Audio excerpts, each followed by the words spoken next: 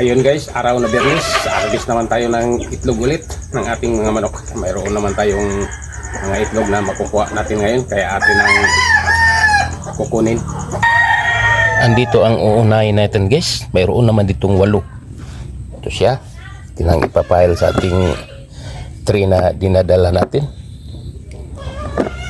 Medyo madami ang ating ma-harvest ngayon.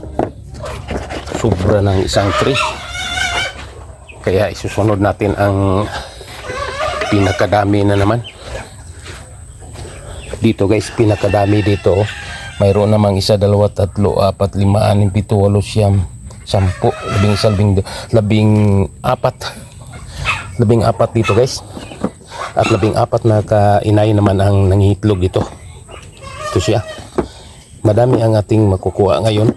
Yun ang sinasabi natin na ang pag-itlog ng ating manok hindi magsama, hindi pareho siya guys.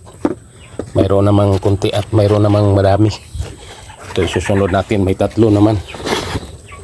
Oh, malapit na ito mapupuno guys. Oh, mayroon pa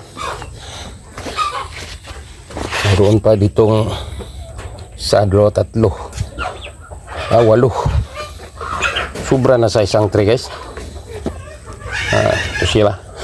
Kuha tayo ng isang tray muna. Kasi nga, sobra sa isang tray ang ating harvest na yun. Ito siya, puno na.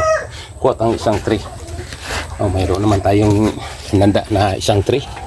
Kaya, atin namang lagay ang sobra dito. Ito siya guys. Mayroon namang 5. Siguradong sobra siya guys sa 10 ang labuas.